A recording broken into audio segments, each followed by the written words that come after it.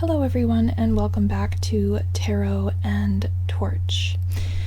Today we have a tarot tag which is called the My Gratitude decks. So I'm very excited to do my very first tarot tag on this channel. And also thank you so much to everyone that has subscribed to the channel that is new. I really was happy to see all of the love on the Gothic literature video, and I will be making subsequent videos in that series soon. But today, since we are getting so close to Thanksgiving, I really wanted to join this tag, and I was very inspired by Moonflowermoments channel to create this video, as it was her tag, and I thought that it would be just a nice reflection going into this season of Thanksgiving, I guess month of November.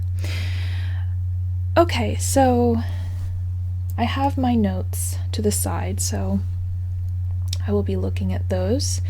So this is a tarot tag that is designed to basically look at all of the tarot decks from, I guess it was from this year, that you are most inspired by, grateful for.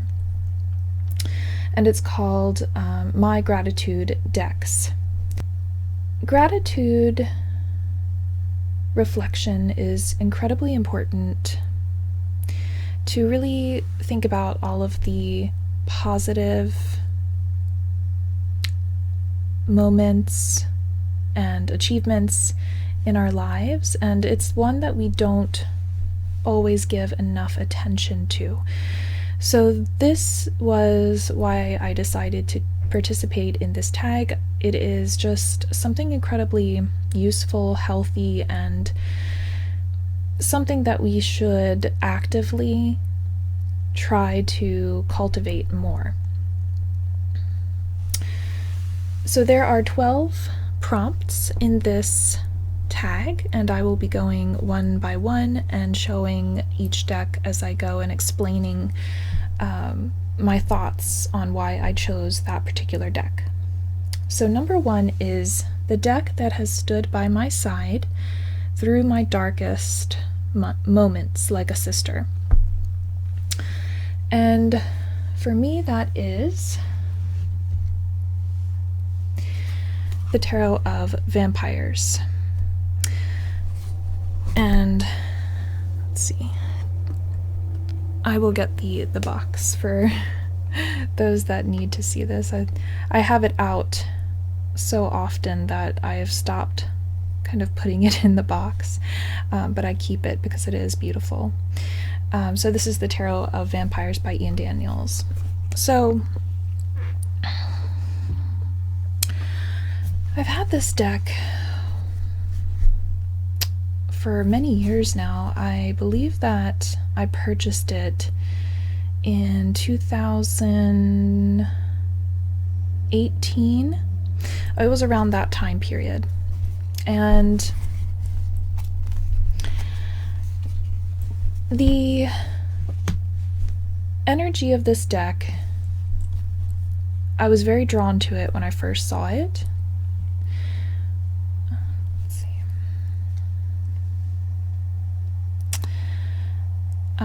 The imagery is very much my kind of vibe and aesthetic.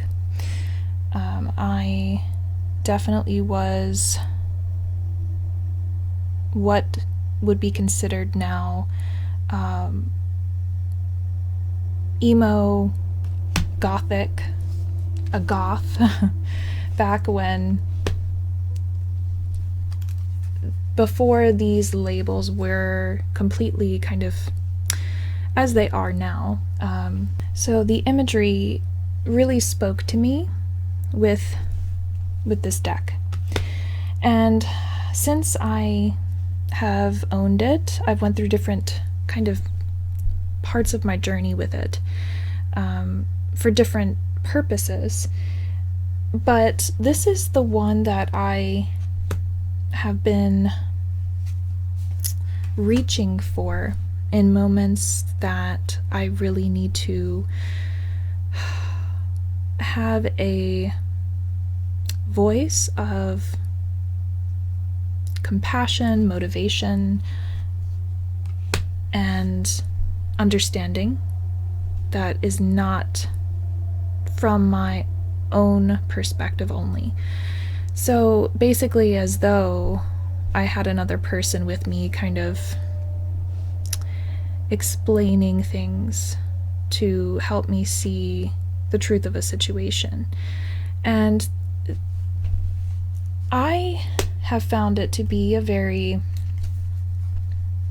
compassionate energy in my practice. And I know that not everyone has that particular experience working with this deck, because there are some confronting, kind of images and sometimes messages, but that's really what I guess that's what I need at times, is to have that nudge, that voice of reason, when I'm very in my emotions and can't find kind of a way out of it.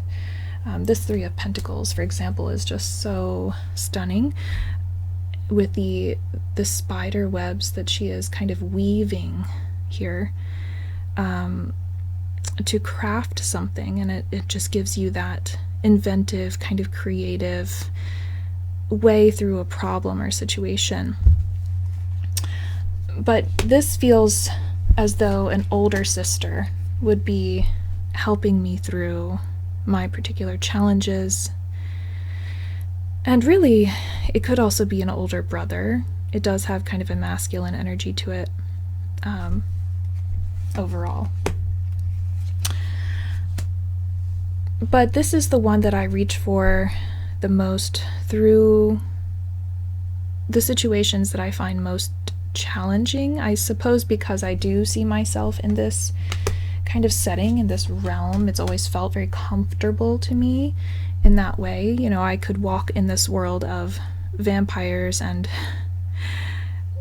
it would not be as disturbing to me as perhaps to some, because I've grown up in that kind of realm of imagination and just that kind of darker aesthetic. I also am a Sun in the 12th house person, so perhaps it is because of that. But this deck it feels very mature in some ways. There is a stillness and a wisdom that comes through these figures, despite some of the powerful kind of imagery that exists in it. And besides that, there's also the wisdom of all of the symbols and esoteric meanings that join with the imagery to create that deeper message, deeper layer that I need to really assist me in times of uncertainty and chaos. But the strength of the figures, the poise, the poses really help to also kind of give that sturdy kind of stability that I'm searching for in those moments. And there's so much to it. I also use it for motivation and empowerment. But that's really what I'm looking for in times of, when I feel destabilized. I need that grounding, that strength and hope. And this really just gives me all of those things. I don't feel the need to use other decks at times when there is this one, for that very reason.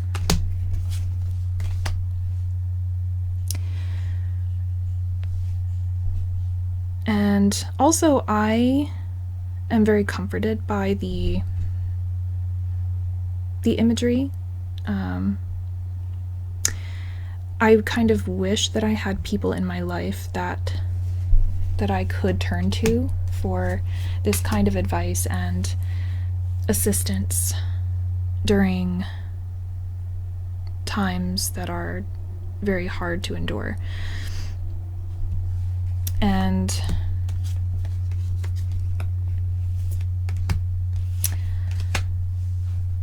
that's where something like this comes in to really give an extra layer of advice and support.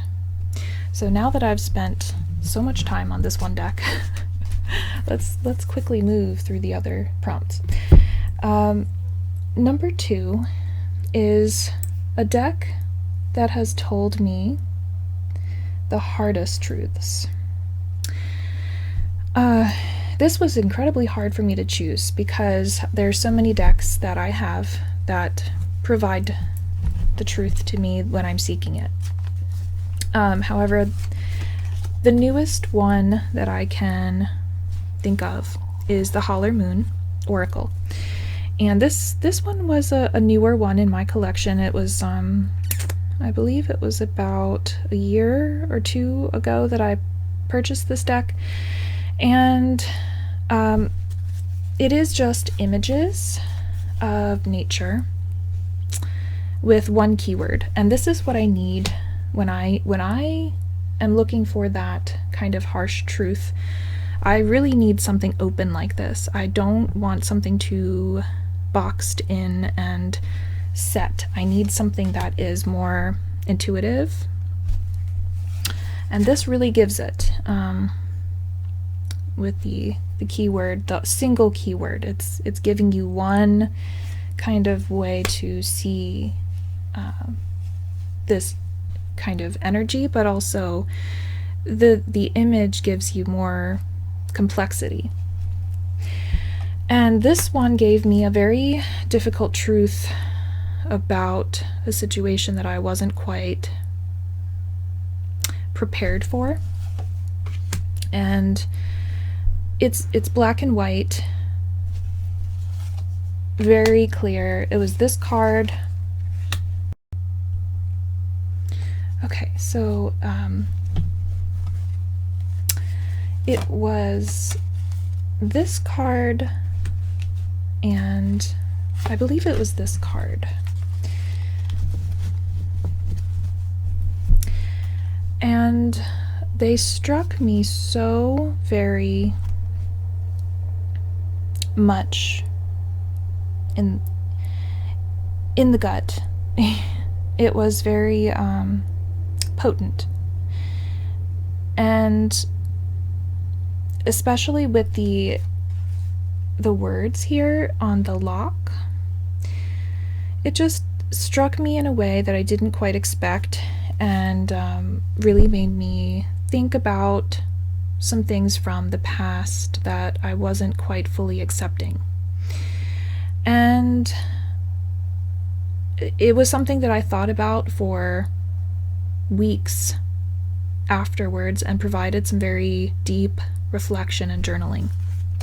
So this deck really clears the way and gives space for those kind of harsh truths in a soft, feminine kind of approach at the same time with the nature imagery. So definitely my favorite for that. Okay, the third prompt is a deck that gave me language for my feelings. And this was the Magic Cottage Oracle. And I love this so much for tapping into my emotional state, also my inner child, but mostly making space for sadness, because that's sometimes hard for me to do. I find I have to hold myself together for myself and my family, and there's not always this kind of soft kind of emotional outlet that I need. And look at how beautiful this is with this, the backs of the cards. I love the illustrations. This is very comforting, but also really stirs up my emotions at the same time. When I was out of my home for months, it was a very challenging period of my life, and that it was just recently. And I used this deck on the night before leaving, as well as when I was there, and it really helped me to kind of grapple with the pain and uncertainty and feelings of separation from my home that I was dealing with. And it's part of it is this guidebook that comes with it is absolutely amazing, at taking you through a journey of this little rabbit in his little home and his little friends that he has. And it gives a soft kind of landing for difficult times, and finding yourself kind of in the situation, knowing that it will be okay, that basically you will be able to get through the other side of this situation, and that it's not going to be forever, that you will face a difficult moment, but there's things to be grateful for. You know, there's all these little comforting stories and moments in the guidebook, as well as in the images, that just kind of bring that sense of home and hearth no matter where you are. And that was the card that I had gotten.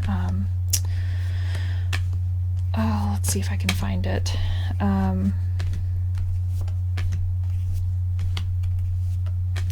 believe it just said home on it, and it was just about kind of your home is something that you take with you, that it doesn't need to be, it may have also been journey, but that your home is where you kind of are. Oh, there, this one.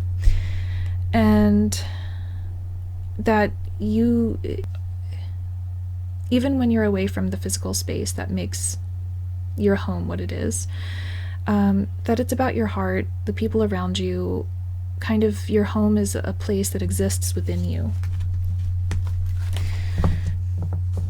So I needed to hear that message in the way that the guidebook read, and I really love this for that.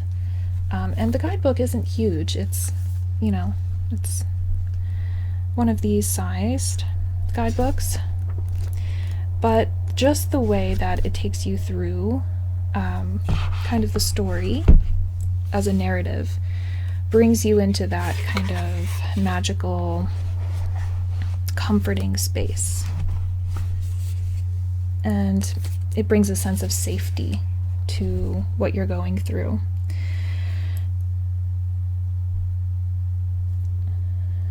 Okay, so prompt number 4 is the deck that opened my eyes to what I could be.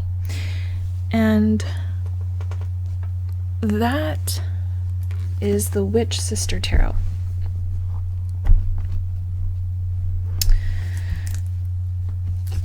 The Witch Sister also may not need much introduction. It's a very powerful, magical deck. It something about the art is, I can't really describe it any other way as being enchanted or powerful. It really brings you into this world of this Scottish heritage landscape of these witches. And there's a fierceness and a soft, innocent kind of feeling to the people in this deck. And both are needed to really, for me to kind of see myself as a female that can have a fierce side and a softer side, as a mother, as a person moving through difficult times, that you can be both. And also, just again, as someone who is searching for a sense of connection, this really has a place in my practice as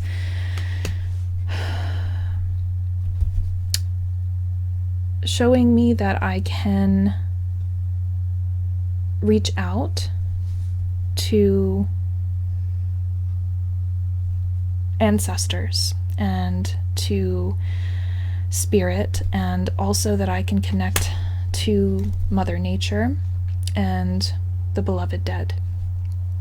And there is a feeling when I use these cards that I am speaking to the ancestors, the ancients, the ones that came before, and that brings me to tears. When I first got this deck, I was very emotional.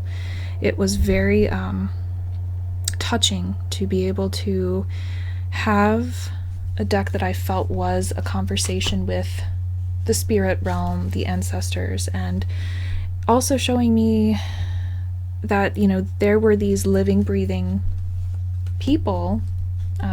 Some of them were legends and some were real people, but that there were these people that existed, and they had a story that, you know, they overcame things that we couldn't even conceive of today. And the way they overcame their problems through bloodshed, through pain, through loss, again, just kind of humanizes this deck in a way that I can't describe. But I was in a place where I was kind of searching for what it is that I was meant to be. And I pulled some cards that, let's see, I don't think I passed it yet, that showed me basically, and I didn't quite understand the message at first. It took a while for me to really grasp fully what it was telling me. But once I did, it changed my whole trajectory. And this was one of them. I kept getting this card, and I really wasn't sure kind of where this was leading me until it was early last year. And when I found out, it actually showed me a path to things that I could do in my real day-to-day that I feel that I am meant to do in terms of my healing work. And it just forever changed the way that I see myself as a healer. And I am always grateful to this deck for that. But also, as I said, just to remind me that I am powerful, that I have the strength of my ancestors, that I have the beloved dead and other witches and other healers to connect to, especially in times of loneliness.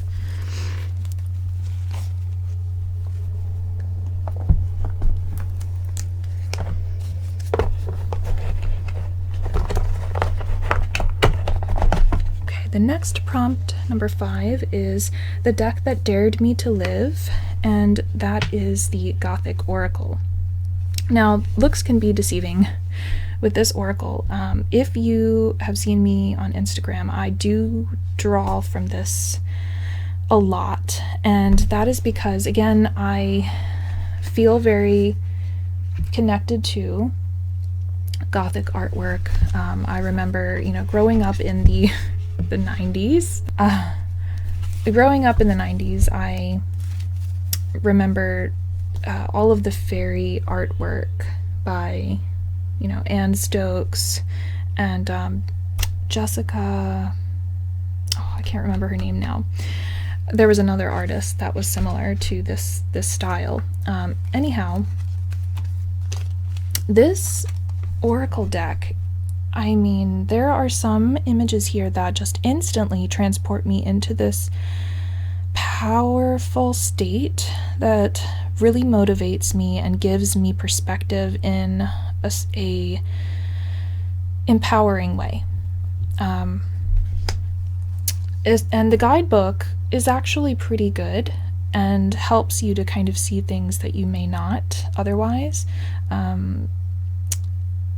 And really kind of gives you that ability to tap into, again, like the energies of the card, a little bit more depth and nuance than you may see at first if you're struggling to kind of understand the message. There's more kind of there behind it, but there is sadness in this deck, but in a way that makes it still positive when you read the description, and really just helps you to kind of sit with anything that you are going through and find empowering ways to handle it. So I love this deck for that. There's been times where I've needed that kind of strong backbone and way through something that felt very hard to confront. And whenever I felt that I was in that state, this deck was there to really lift me up and give me that support that I needed.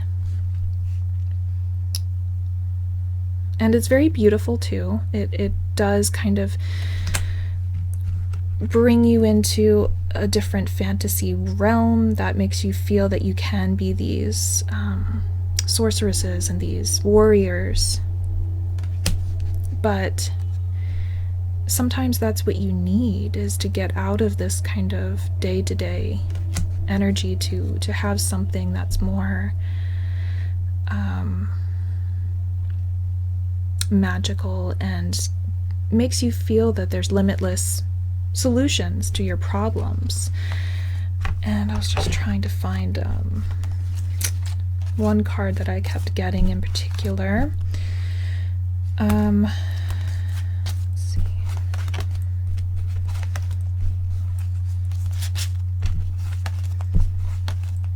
It's a very hopeful deck too. There's a lot of really positive and beautiful messages in this deck.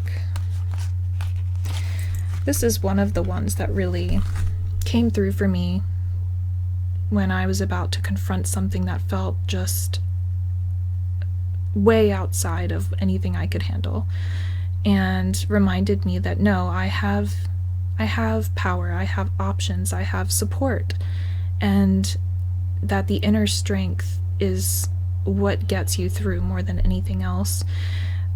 And it's always there. It has never left. It's about perspective and knowing and believing. So that is the Gothic Oracle.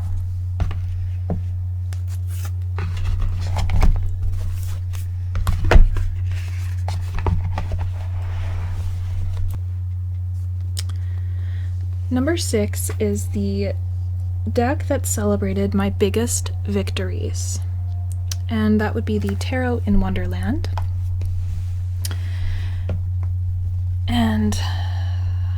And this is by Barbara Moore. This deck is very shocking in its depth, and as someone who loves Alice in Wonderland, I don't need much convincing. I didn't need much convincing to get this book, or this deck. But the book also, guys, I mean, look at this. But this deck is very profound, and I'm laughing because, most people would not expect the kind of level of depth that this deck has.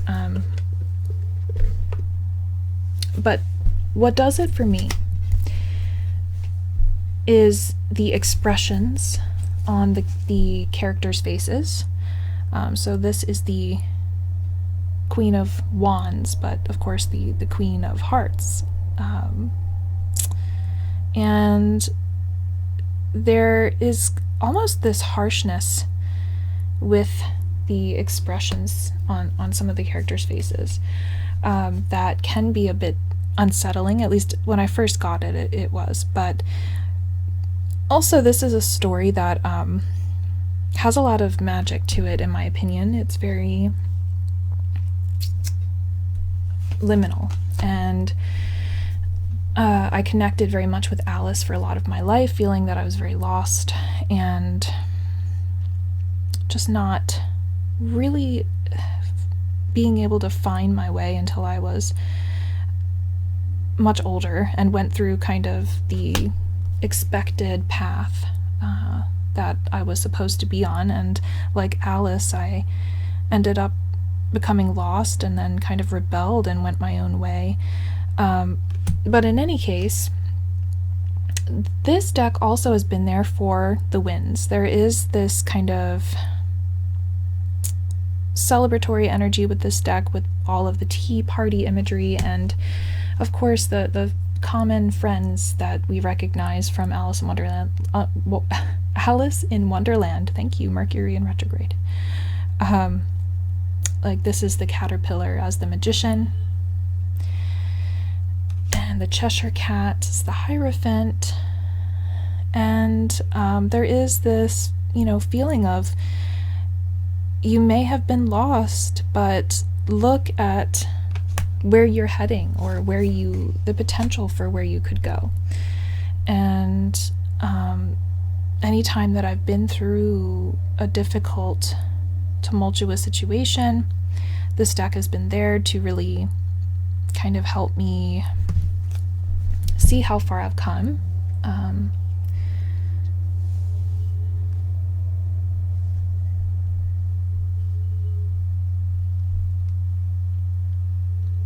And help me to make sense of things that were very scary, and to see that I have friends and support, even when it felt that it wasn't the case. And it really just feels like coming home, in a way, to use a deck like this, because in your childhood, when you attach to a certain story, they do feel like friends, and it feels like a comforting place to go. So, like this card in particular, the Six of Wands, where it's all of Alice's friends from Wonderland that are just kind of looking at the other side, kind of almost daring them to step forward, knowing that they're stronger together and that they've overcome so much already. And that's really the feeling that this deck brings. It's like a friend and someone who is there to celebrate and to communicate in a soft, kind of fun way, and to remind you that life doesn't have to be so serious all of the time. Okay, prompt number 7 is a deck that taught me the importance of stillness. So many decks could have fit in this particular prompt, but the Lacrimosa Tarot is the kind of the newest that I have that fits this example.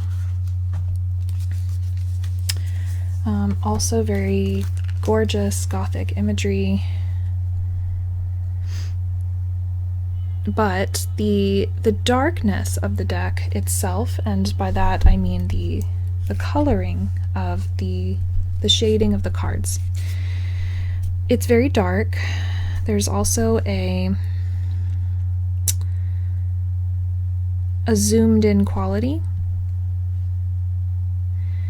as we can see here. I think my candle is preventing you from seeing the images.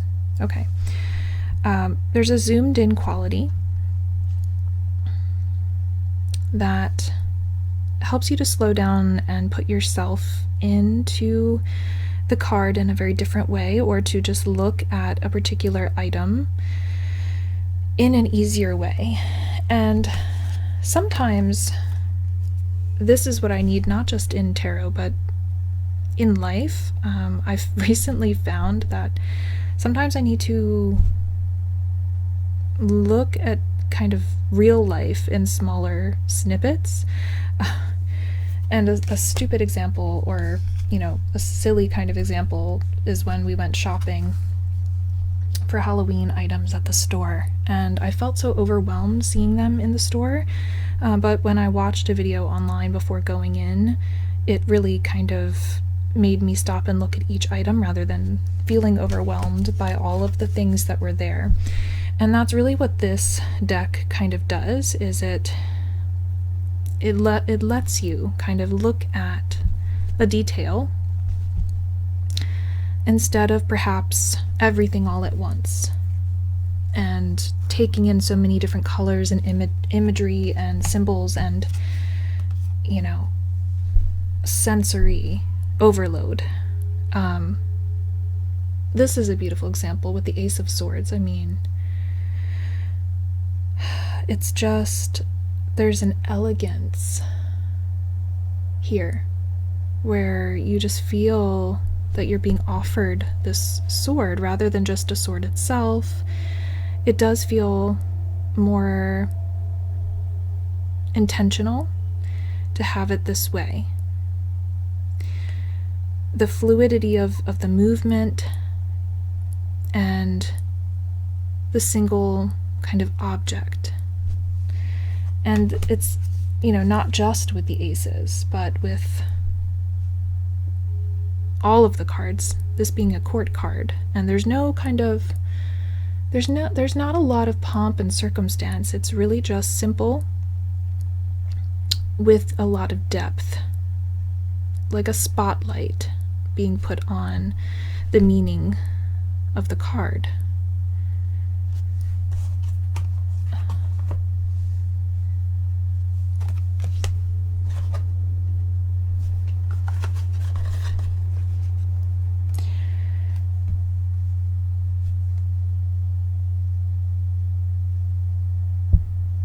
And there are some things that you are kind of led to come up with on your own about, what is going on with the figures, but it's very quiet, in a quiet kind of voice that lets you discern that without feeling stressed or overwhelmed about that. It just kind of comes to you in a intuitive, quiet way. So beautiful deck with all of this room to kind of intuit the meanings. Okay, number 8 is a deck that gave me more questions than answers, and for that I have the Tree of Life Oracle. And I bought this oracle before fully understanding the Tree of Life. It was an intention, but it wasn't something that I had done previously. So it was kind of stepping into the unknown already, because I knew that it would be something that I would have to study. So using this deck, it did give me answers, because of course it has associations with the tarot. But it also opened up all of these other questions, like, what is the 28th path, and what does that mean, and how does the Tree of Life function, what is the format, and there was a lot of memorization that needed to happen before I could understand this deck. So really it was just a study deck, And there's still things here that I question and may not exactly know the full answers to, in terms of the associations and particular choices that were made. But that's the beauty of it, is that it's a study deck. It gives you that open kind of road to explore. And it's also just very beautiful and gives you a lot to ponder and to reflect on, and just a research or study. It's also very accurate. When you read the descriptions in the book, the information I have found to be very accurate pertaining to what it is that I am trying to find an answer to. So sometimes it would give too much information, which would lead down kind of more questions as well. It would lead me down a path of needing to know more about, well, what is that, and what is this, and why is this? So there was just a lot of questions with this deck, but it's gorgeous and well worth the time to kind of get to know it. And of course it gives you all of these study cards to learn the Tree of Life. Okay, number 9 is a deck that taught me to notice the magic in the mundane. I have always done that already, to be honest. I'm a person that always was in kind of one foot in the magical world and realm. So really the deck that did that for me the most, that ever has done that for me, is just the Rider-Waite-Smith Tarot. And this isn't particularly my favorite edition. It's not even my first version of this deck, but this is the one I currently have. I actually used my first one so much that it fell apart, mostly because I used it for work as well. But anyhow, I found with this deck, because this was not my very first tarot deck, but when I started using the Rider-Waite-Smith, it opened up path working in a way that was pretty profound. I saw the images kind of come to life in a way that I did not expect to happen. And I wasn't even trying to do it, which was kind of the scarier thing. It just happened one day, and I was able to provide messages to clients that were very deep and insightful and unexpected. So this deck really did, even though it seems to be very almost plain to our modern standards, this deck was the one that did it, that unlocked something within me in terms of my own, I guess, psychic ability to do the work that I do, to see the spiritual realm in a way that I hadn't before, but in a deck of cards. You know, it wasn't any other way of tapping in and connecting. There was no meditation or anything like that. It was just the cards. And I mean, this deck is just full of symbols and magical things, but almost in a hidden kind of way. You really have to know what you're looking at in order to find them. You know, with things like the black cat showing up as a symbol of witchcraft and playfulness and magic, and the wands themselves being magical tools. And we have the High Priestess with the pomegranates showing the food of the other side, and also representing Persephone and the horns, and all of the different esoteric symbols, the two columns. All of these things you don't know until you kind of do the deeper reading and research. And even with that, not knowing that, I somehow unlocked something within myself to find something magical in this very plain deck that I actually didn't want to even read with at the time. My very first deck was a dragon deck, so that should tell you about the type of person that I am. But I saw this deck originally, and I was not attracted to the artwork in the slightest. But sometimes that's what you need, is that the thing that you didn't actually want, to show you something that you may not have found otherwise. Okay. On to prompt 10.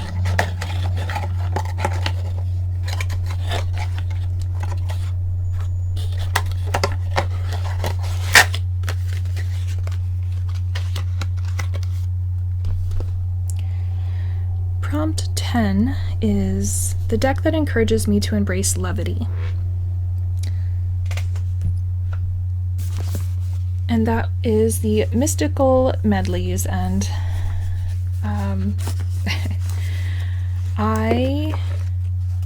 I love this deck because it's very cheeky.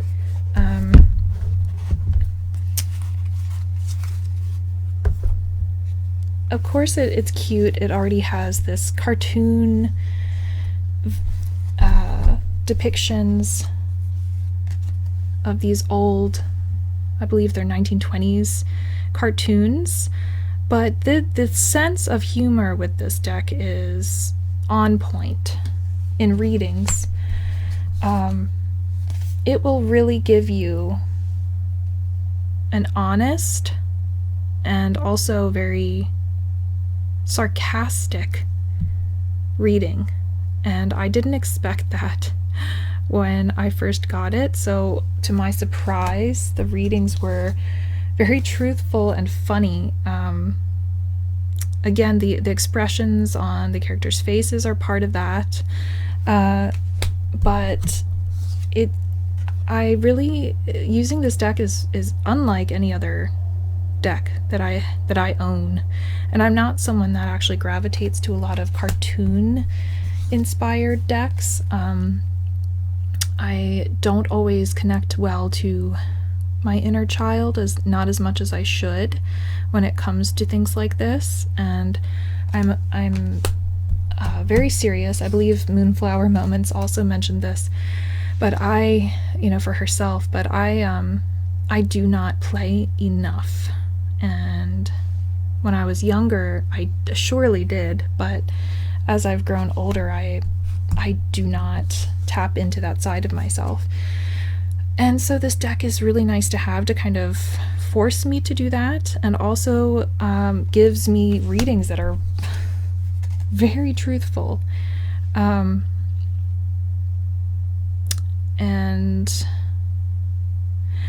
I'm trying to remember what card it was, but I actually, at one point, I wasn't using this deck, and I asked it if I should get rid of it. And the answer was so funny that I decided to keep the deck and not sell it. So anyway, this deck is just, it's so much fun. It's very fun, and I get it out when times just are feeling too stagnant and serious, and I need something to laugh at and stop taking myself as seriously as I am, and see things through kind of the lens of a child, which is very important. Number 11 is a deck that shifted my practice. Many decks have done this in different parts of my life, different phases. The one that's most recent, I would have to say, is the Thoth, or the Thoth, or the Toth, or the many other pronunciations. So, this deck is another just very magical deck, and yes, it's, you know, these are the classics, is the Thoth and the Rider-Waite-Smith, but when I got this deck, it really did open things up even more than the Rider-Waite-Smith, because I had to, up until that point, I hadn't used anything that was more like this, more pippish. I had stuck to the Rider-Waite-Smith style.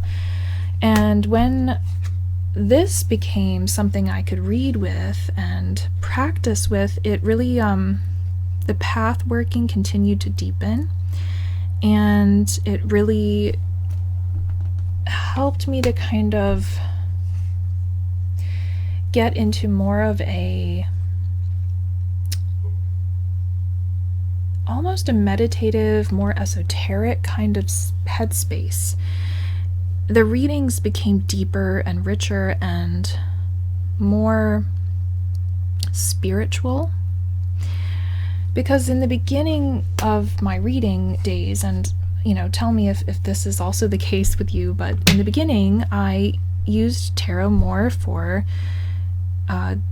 future readings. What would happen in the future? What would happen if I chose this path, and things like that, rather than self-development and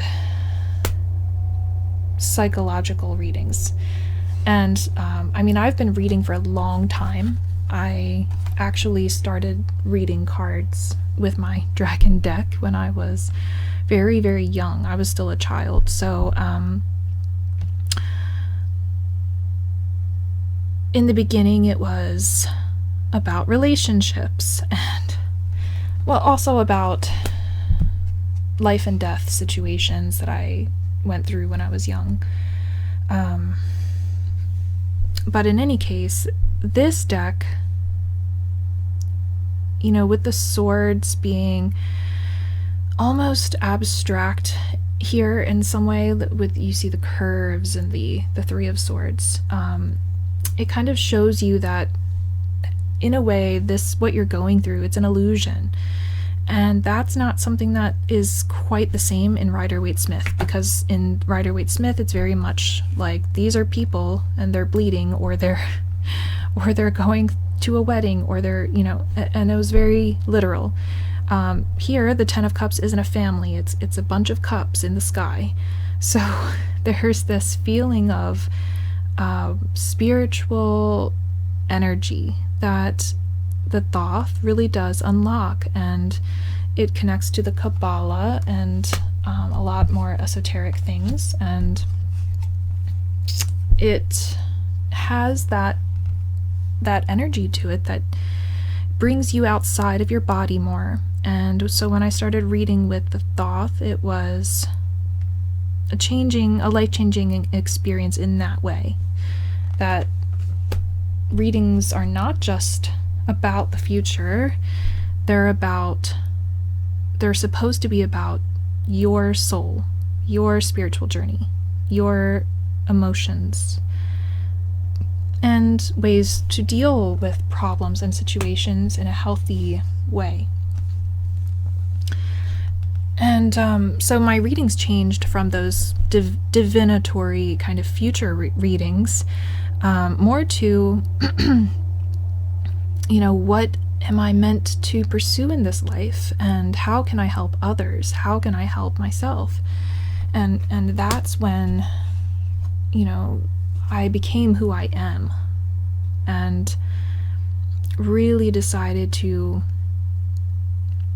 become a person that studied these things and dove headfirst into spirituality in all its forms, and claimed it as something that I wanted to do. So that is the Thoth.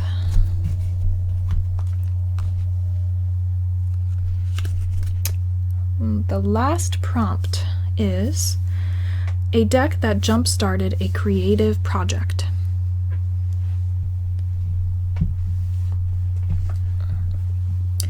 This is likely no surprise, but it's the Gothic Literature Tarot. Mostly because I was actually, I don't know if I've mentioned it on this channel, but I was an English teacher for high school for 7 years, and I started teaching because I loved Gothic literature so much, and that's why I chose high school, because in middle school there's not, you know, nearly as much as of that. So this deck really kind of brought all of these stories back into my mind to really dive back into, reread, come back to again, and really look at them through a different lens now that I'm older and wiser. And also,